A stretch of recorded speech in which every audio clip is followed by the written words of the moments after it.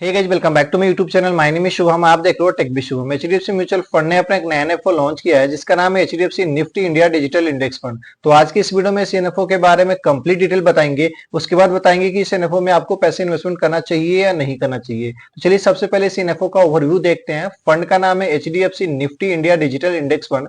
ये जो फंड है एक ओपन एंडेड फंड है, इंडेक्स कैटेगरी का फंड है। इस फंड का जो एनएफओ ओपन हो रहा है 22 नवंबर 2024 को और क्लोज होगा 6 दिसंबर 2024 को। तो अगर आप इस एनएफओ में कुछ भी पैसा अगर आप इन्वेस्टमेंट करना चाहते हो तो इस टाइम पीरियड के बीच में अगर आप इन्वेस्टमेंट करते हो तो इस फंड का एक ने भी आपको 10 रुपीज में मिल जाएगा।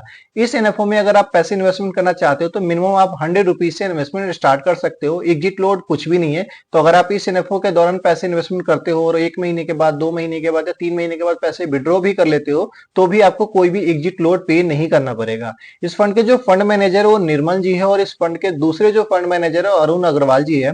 इस फंड का जो बेंचमार्क है निफ्टी इंडिया डिजिटल इंडेक्स। तो चलिए सबसे पहले इसके बेंचमार्क को समझते हैं, उसके बाद बताएंगे कि इस एनएफओ में आपको पैसे इन्वेस्टमेंट करना चाहिए नहीं करना चाहिए। उससे पहले बता दूं कि अगर आप चैनल पे नए हो तो प्लीज चैनल को सब्सक्राइब करके बगल के बेल आइकन को जरूर दबा लेना, क्योंकि इस चैनल पे हम आपके लिए पर्सनल फाइनेंस, बैंकिंग और म्यूचुअल फंड से related video back to back लेकर आते हैं। चलिए समझते हैं इनके बेंचमार्क वाले इंडेक्स को कि इस इंडेक्स के अंदर में कौन कौन से ऐसे स्टॉक है जो सबसे ज्यादा वेटेज रखता है। सेक्टर वाइज भी देखेंगे और पास्ट परफॉर्मेंस भी देखेंगे।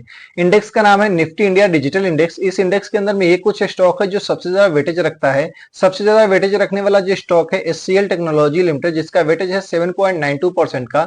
पीवी फिनटेक लिमिटेड, जिसका जो वेटेज है 7.89% का। इन्फो एज लिमिटेड, जिसका जो वेटेज है 7.49% का। टाटा कंसल्टिंग सर्विस लिमिटेड यानी कि टीसीएस 7.42% का। इन्फोसिस लिमिटेड 7.41% का। भारतीय एयरटेल लिमिटेड 7.32% का।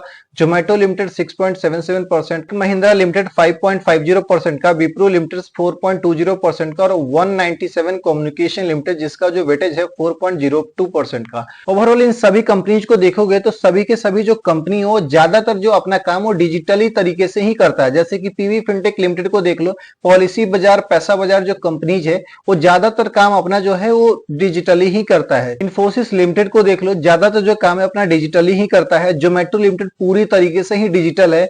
अगर आप वही देखो 197 कम्युनिकेशन लिमिटेड, जैसे कि पेटीएम इसके कंपनी का नाम है, पूरा का पूरा डिजिटल ही है। तो इसीलिए डिजिटल इंडेक्स के अंदर में अगर आप चाहते हो कि आपका जो पैसा है इन सारे कंपनीज में इन्वेस्टमेंट हो, तभी आप इस एनएफओ में कुछ ही पैसा आप इन्वेस्टमेंट करना। सेक्टर वाइज भी देख लेते हैं। सबसे ज्यादा जो वेटेज रखने वाला जो सेक्टर है वो आईटी है 51.27% का। तो चलिए देखते हैं कि जो निफ्टी इंडिया डिजिटल इंडेक्स है ये इंडेक्स पास्ट में कैसा परफॉर्म करा है। इसके पास्ट के रिटर्न को देखोगे तो ये जो इंडेक्स है लास्ट के 1 ईयर में 44.37% का रिटर्न दिया है। लेकिन अगर आप 5 ईयर का रिटर्न देखोगे तो 26% का रिटर्न दिया है और सिंस एक्सप्रेशन देखोगे तो 13.28% का रिटर्न दिया है।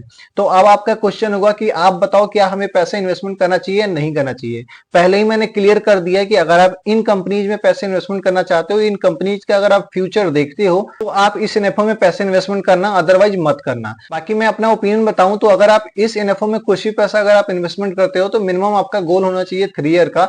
3 ईयर से ज्यादा के लिए अगर आप इन्वेस्टमेंट करना चाहते हो तो कर सकते हो। बाकी कैसी लगी वीडियो कमेंट करके जरूर बताइएगा। वीडियो अच्छा लगा वीडियो को लाइक कीजिए, चैनल पे नए हो चैनल को सब्सक्राइब कीजिए। मिलेंगे इस तरीके के नेक्स्ट वीडियो में, तब तक के लिए धन्यवाद। Stay safe, take care.